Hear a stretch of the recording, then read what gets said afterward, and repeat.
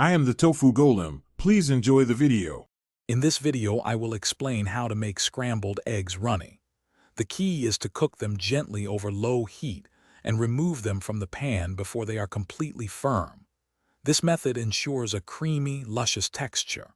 Constant, gentle stirring is also crucial to create those desirable small, soft curds, preventing them from becoming dry or rubbery.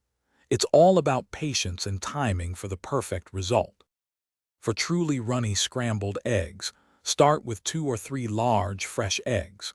Crack them into a bowl and whisk them gently with a fork or whisk until the yolks and whites are just combined, but not frothy. Incorporating 1 tablespoon of milk or cream at this stage adds a lovely richness and helps achieve that desired creamy consistency. Season with a pinch of salt and pepper now.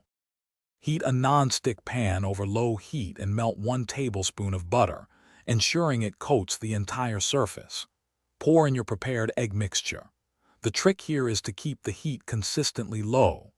Using a rubber spatula, gently push and fold the eggs from the edges towards the center, stirring continuously.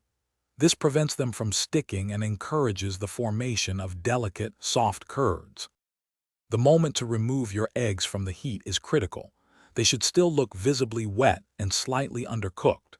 The residual heat in the pan will continue to cook them, a process known as carryover cooking.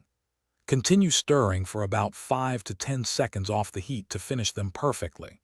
Serve your runny scrambled eggs immediately to enjoy their wonderfully soft and creamy texture. Thanks for watching.